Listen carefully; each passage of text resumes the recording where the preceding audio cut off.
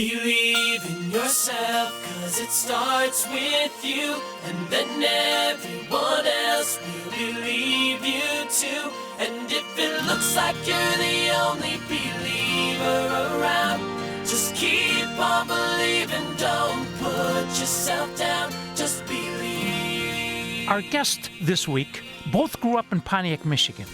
On May 3rd, 1980, at age 17, he shot and killed a lady at a drive-in movie theater and was convicted of first-degree murder and sentenced to 2 life sentences.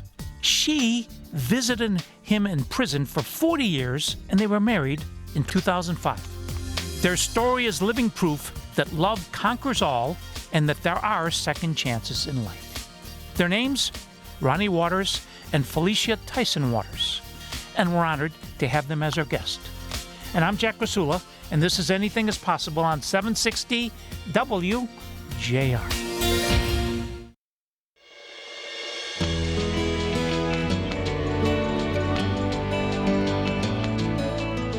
I'm Jack Krasula. This is Anything is Possible, and we're talking to Ronnie Waters and Felecia Tyson-Waters. Welcome. It's an honor to have you. Thank you. It's an honor to be here. Ronnie, could you start us with a short opening prayer, please? Sure.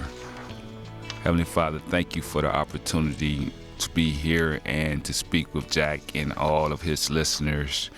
Help us to be able to communicate our heartfelt message to the people and let them know that we are very fortunate, regardless of our circumstances that led us to this place. Thank you for continually for wrapping your arms around Felecia and I with health, with love, and with family, and with good friends. Amen. Thank you. Felecia, let's go back. You're 7 years old. You're working in your family's store selling candies for pennies. And Ronnie's 10 years old. He walks in the store with a dime. Yes. What happened? Well, back then, candy was a penny. I know that's unheard of today. When he came in the store, as he said, he had 10 cents, and he handed me the dime and said, well, if you give me a few more pieces of candy, one day I'll marry you. And me being the 7-year-old, I said, yuck. Okay, you guys go your separate ways, and then you meet up again in high school. Mm-hmm. Ronnie, your mom was very strict at home. Yes. What's the biggest thing Mom taught you? Mom taught me to be appreciative of everything that you ever got in life. You know, we were real grateful for. We didn't have a lot, but she taught me to take care of the things that I had and to be appreciated for the opportunities that I had. So she taught us to respect things. When people would come to our house, it was very, very meager dwellings, but it was always things that were very clean and in order. And her biggest thing was that if you misuse something, she just couldn't understand that. She couldn't agree with it. And so the things that we had looked new, looked like it was worth more than it was because we always took care of things for years. She had the same sofa in her house for over 40 years. And she put plastic on it and didn't allow people to jump up and down on her furniture and stuff simply because she wants to take care of whatever she had. All right. I quote you now, Jack. The streets were very enticing. Mm-hmm. You become a member of a gang. Mm-hmm. You're 17 years old. Mm-hmm. You have never carried a gun. Right. Let's go back. May 3rd, 1980. What happened? Yeah, the streets were very enticing. I was like two different people when I was family life, I was very respectful and very courteous to people and helpful. But in the streets, I was like, you could let loose. You can have fun. You could take chances. You could become someone that you weren't. And that's what happened to me. It wasn't a game like the Crips or the Blood, but we were a bunch of kids who hung together and identified with each other. So definitely was a gang. And when I was with these people, I became more adventurous, more outgoing. The peer pressure was off the chain. I wanted to prove to them that I was like them, that I could be adventurous. And we used to go over to an older member of the gang's house because he had a car, and we could drive around the city looking for things to get into. And one Saturday, we went to a drive-in theater. I was carrying a gun. At this house, they had a number of different guns. I know nothing about guns. They had shotguns, sawed-off guns, big pistols, 357 Magnum, and smaller guns. And I wanted to carry a gun. Hey, can I carry a gun? They laughed at me, you know. They gave me a gun that they call Marvin. They call it Marvin because this was a weak gun. It was a .22. And they told me that it was just a little bit more powerful than a BB gun. And I think that was the worst advice I ever got in my life. I put that gun on me, and I think I had 5 or 6 bullets in the gun. I felt powerful with it. I felt like I was somebody with this gun, invincible for whatever reason. To this day, I don't really fully understand that feeling that I got from carrying this gun. And I put it in my waistband, and we went on our way. I would fire the gun at a stop sign, at a street light, at different objects. But I knew that I had like 2 bullets left, and for some reason I wanted to empty that gun. I didn't want to give it back to them with bullets left in the chamber. And the owner of the car, he was the boss because he had the keys to the car, and we convinced him to make one last stop at a drive-in theater. We stayed there, watched the movie. It was a James Bond movie playing at the time. I remember that. And when we were walking towards the gate, I noticed this car. It was isolated. It was all the way back by itself in the back of the theater. When we got ready to leave, one of the young men with me asked the people in that car if they had a light. And they said they didn't have a light. When I was approaching the car, I seen a cigarette lit in the car. And for some reason, this upset me. And I said, "You do have a light. You do have a light. You lied." And I could understand why someone would lie. You know, when you see 5 teenagers approaching your car, who's going to open the door and give you a light? And for some reason, that infuriated me. And I knew right then what I would do with the last 2 bullets in the gun. I didn't plan on killing anybody with these last 2 bullets, but I knew that I was going to shoot them at that car. Worst decision of my life, because when I shot at that car, I seriously injured the male who was in the driver's seat and taking the life of his wife. After I fired the shot and the window violently exploded, I was confused because I never seen this pistol create so much damage. I was looking at the woman looking straight forward at the screen, at the movie screen, and I began to talk to her. I was telling her that I didn't mean for this to happen like this. I didn't mean for it to happen like this. And she was ignoring me. I didn't realize she was dead. I thought she was just, because she was so calmly looking straight ahead, that it never entered my mind that I had killed her. And when I went to work the next day, I said something might be in the paper about this incident. You know, I was reading the headlines, and if it would have said that a man had got his head blown off. Obviously that's me. I did that. But it didn't say anything about the male. It only said a woman was killed in the drive-in. And I was very confused with that. I didn't know how that could happen. We're talking to Ronnie Waters and Felecia Waters.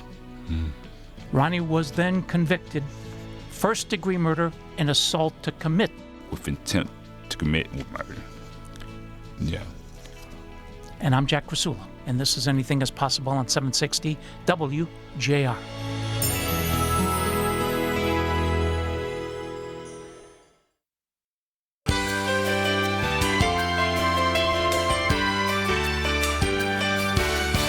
Welcome back to Anything is Possible. I'm your host, Jack Krasula, with Ronnie Waters, who was convicted and sentenced to 2 life sentences in 1980. Felecia, you then go on and ultimately get a Bachelor of Science, Criminal Justice at Wayne State, and then a Master's of Science, Business Research Administration from Central. You've got a great future. And yet, you keep visiting Ronnie, who's in prison for life. Why? Well, when that happened, it was very devastating. It was a dark time for the family. It was a dark time for Ronnie. But I knew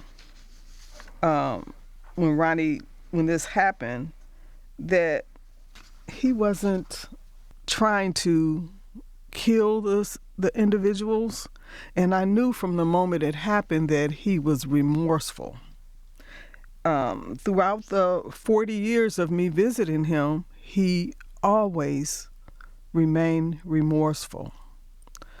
And while in prison, he said if he ever had an opportunity to be free, that he was going to do everything in his power to not make up for what he did, because there's no way to make up for that, but to mentor young people to keep them from doing the same thing or making the same mistake he did.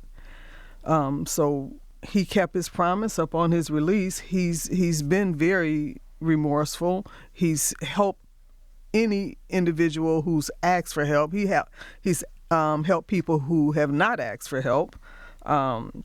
I knew his heart before that happened, and I knew, given an opportunity to be free, that he would do wonderful things. All right. Your parents, your family members, your friends at work, even the guards, even at times Ronnie, saying, honey, I know you love me, but go make a life for yourself. There's no hope for me. All these people were telling you, forget him, forget him, forget him. Why didn't you listen to them? Well, a lot of times you can't just listen to other people. You have to listen to what's in your heart. And my heart told me Ronnie was a good man. I did have family members, friends, coworkers. They would ask me, are you crazy, or what's wrong with you? And guards, even before we were married in prison, the chaplain that we had to go through to officiate our wedding, he was in one facility, and that chaplain said, well, do you know what he's in here for? And I said, yes. His next question was, well, do you know how much time he has? And I said, yes. And he just kind of stalled, and he really didn't want to officiate our wedding. Luckily, Ronnie was moved to another facility, and I went through the same thing with the next chaplain. However, he begrudgingly decided to officiate our wedding. You have to listen to your heart. You have to listen to what God is telling you. And that's why I didn't listen to other people, because I listened to what God was telling me. Ronnie. Yes. You're in for life. Mm-hmm. Prison gobbles people up. is brutal. But prison did not gobble up Ronnie Waters. Why not? Wow, I think it's because that I always knew that who I was and what was in my heart and what my intentions was. I mean, when you tell people that you pointed a gun at a car at two innocent people and pulled the trigger and someone's life was taken, you know, that's wow, you're a cold-blooded killer, you know. But I knew that wasn't me. I knew my thinking. I knew instantly when I pulled that trigger, I started talking to my victim because she was just sitting there, you know. The bullet went into her skull and it instantly killed her. But it wasn't powerful enough to knock her over. It was just enough to do the bullet, a 22. I've learned now it's very, very deadly bullet because it enters a skull, it enters a brain, and it moves around, destroying all vital organs, vital connections and things. But I always knew that I wasn't who people thought I was. And I just refused to allow people to brand me. I wanted to show people, I just wanted to be natural. And I've always been this way of trying to help people, trying to figure things out for myself and for people. And I knew that even though with 2 life sentences, I was going to figure a way to be productive, figure a way to do something useful with my life. And I instantly started doing that when I went to prison.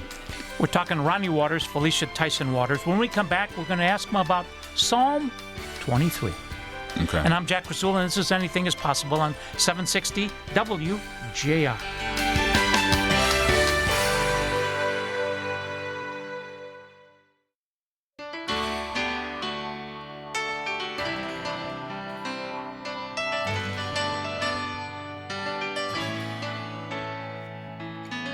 This is Anything is Possible. I'm your host, Jack Krasula. We're with Ronnie Waters Felecia.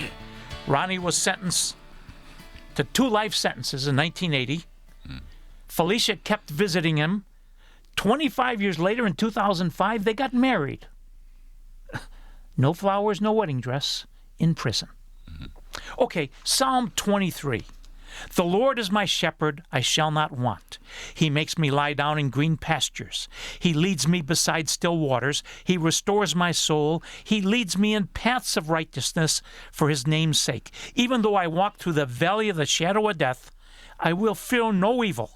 For you're with me, your rod and your staff, they comfort me. Ronnie, God never gave up on you. And he worked on you 7/24 to protect you. What role did God play in your transformation? Oh, God was everything. My relationship with God is powerful. It's not one that organized religions would probably even recognize, but I talk to God all the time. God speaks to me all the time, and without Him in my life, I don't think I could have made it 40 years in prison. But with Him in my life, and I know that God knows my heart. I know that God knows my real intentions, and that was so comforting to know that God is on your side. You know, even when I did wrong, you know, I would have to repent. I would have to take responsibility for that wrong or the missteps that I had while I was in prison. But I always knew that I had that rock that I could fall back on and gain understanding about myself and about the process of living. Without God, I would have turned into a beast in there, like many people do. Turned into an animal, a predator. That's something that I try to prevent other people from becoming, because it's so easy to become a monster in hell. But if you have God in your corner, you know that God is looking out for you. You know this God is going to protect you. It's easier to be human. It's easier to be loving, even in prison. All right, Miller versus Alabama. Ronnie, what's the case? Miller versus Alabama. Miller was a young man from Alabama. He was 14 years old when he committed a murder. And a young lawyer named Brian Stevenson took that case and he argued it all the way to the Supreme Court, which was basically saying that kids are different and you can't mandatorily or automatically judge a kid for the rest of his life on a mistake that he made when he was a teenager. That you had to look at that kid at different stages of his life, at different maturity stages of his life, and determine if he had some type of redeeming qualities about himself. Has he changed? Has he matured? We all know the kids, change and mature and become different people than they were when they were 14, 17 years old. So the Supreme Court said that giving a child a mandatory sentence of life without the possibility of parole was wrong. That you had to have a hearing for these kids that are now in their 50s, their 40s, their 50s, and some in their 60s and older, and see if they are redeemable, if they have changed. And if they have changed, then you have to lessen their sentence. You still don't need to slap them on the wrist or give them a light sentence, but you have to treat them differently than you do adults. And that was my saving grace, Miller versus Alabama. We call it a Miller hearing, where you go back to court and you try to prove to a judge that you, over the course of your time in prison, that you've done things to warrant a second chance. Fortunately, I was able to do that. I was able to show them that by my record, by my file, that I had redeeming qualities, and I got a second chance. And you got out on August 25th, 2020. Yes. After 40 years. So the day you walk out of prison, describe that day for us and that feeling. Day I walked out of prison was, it was surreal. It was like I already planned basically everything that I was going to do, and it was just falling in line, because I had Felecia. She's a great planner. She's a great provider. She's so detailed about everything that I would need and everything that I would be going through when I came out of prison. So she helped take a lot of mystery out of the process.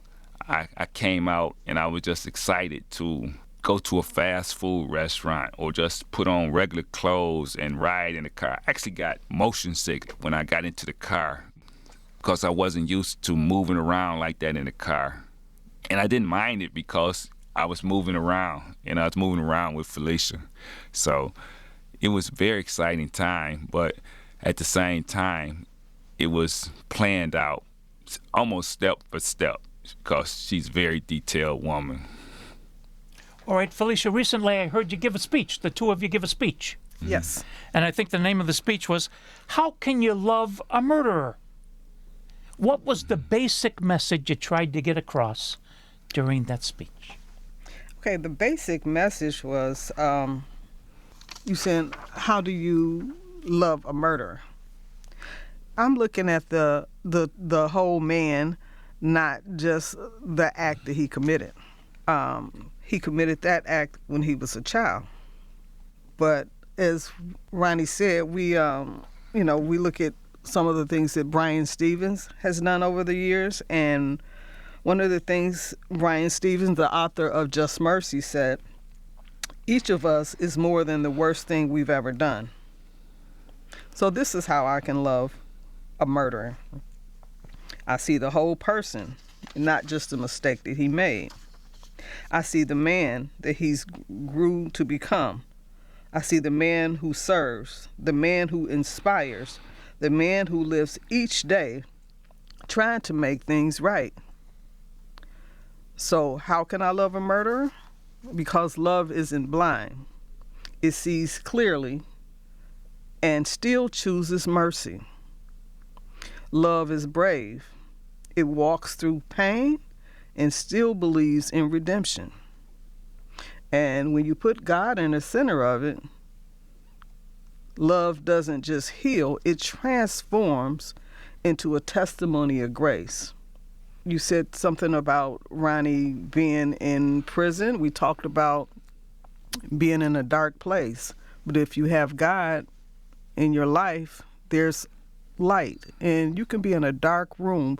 You just need a little bit of light to keep going and find your way. So that's what I did. And that's how I was able to love a murderer.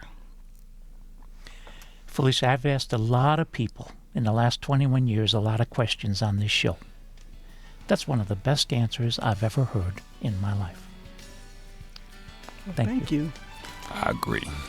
And I'm Jack Krasula. We're with Ronnie Waters, Felecia Tyson-Waters. When we come back, we're going to talk about second chances. Okay. And I'm Jack Krasula, and this is Anything is Possible on 760 WJR.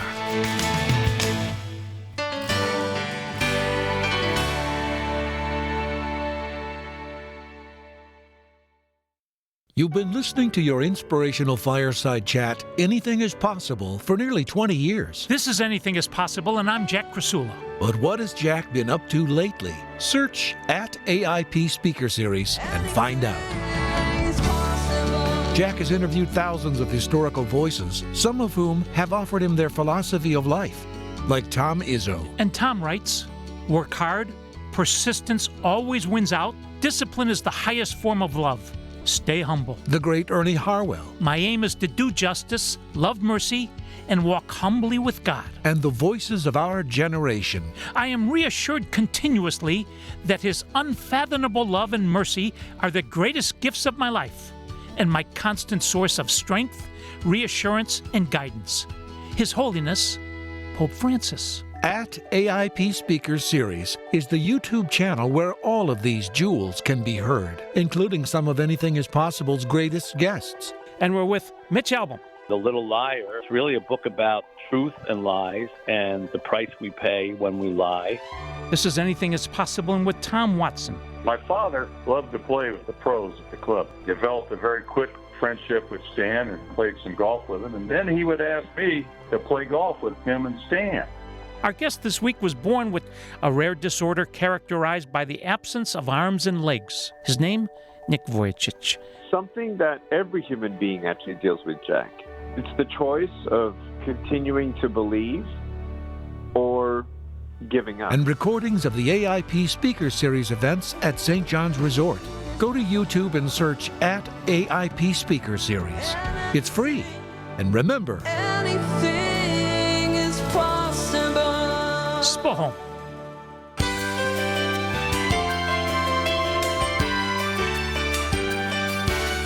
I'm Jack Krasula. This is Anything is Possible.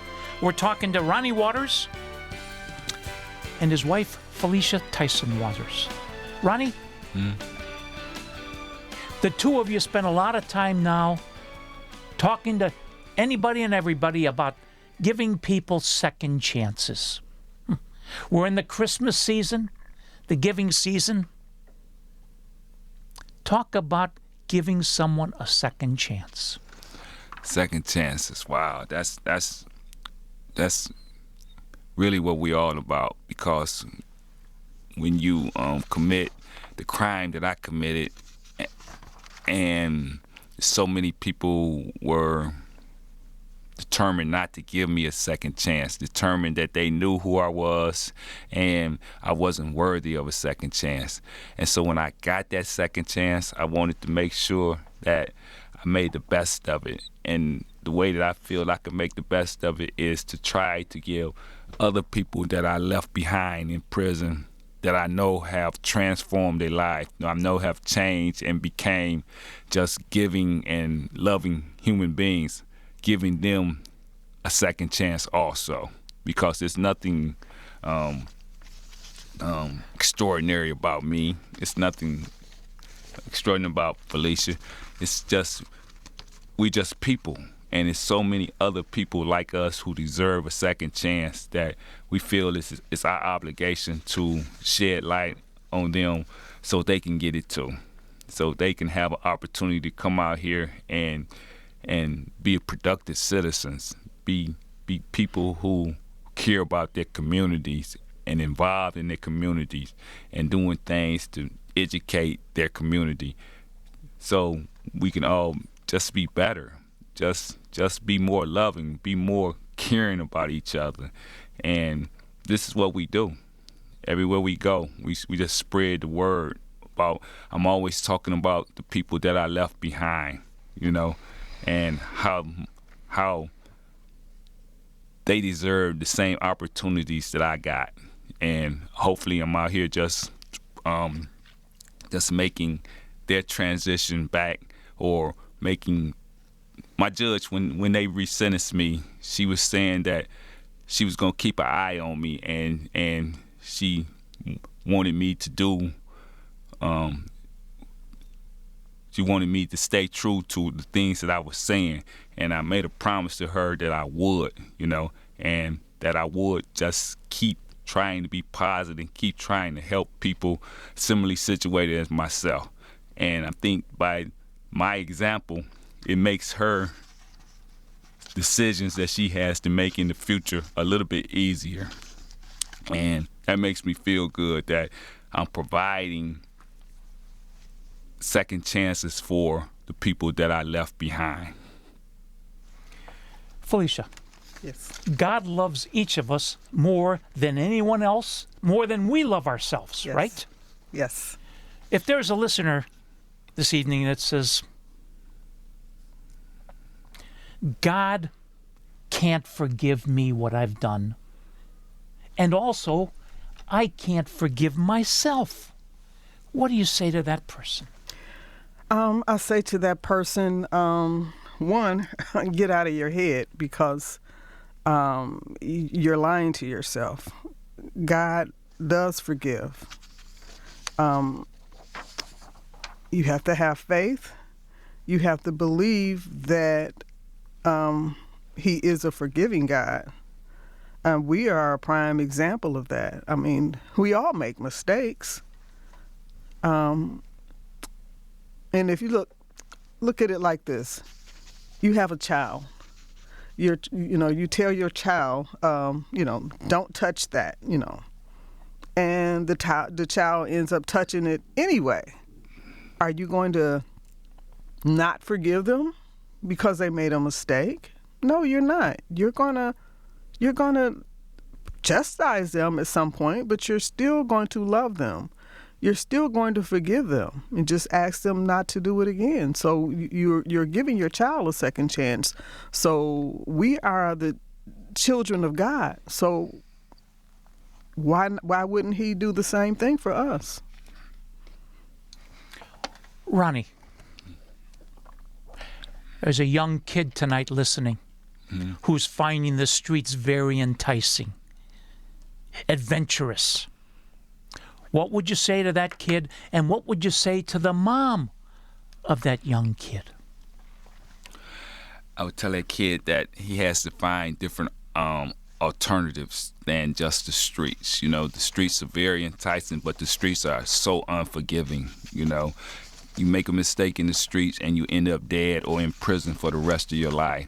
So if we can find something that can interest for this kid to keep them off the streets, and they can still have that excitement and still have that adrenaline rush in other avenues, like in sports or in their creativity and stuff. Just I know the streets are enticing. They can grab a hold to you and not let go. But if there's so many other opportunities that a lot of disadvantaged youth aren't exposed to, that can replace the excitement or the fulfillment that a person gets in the street.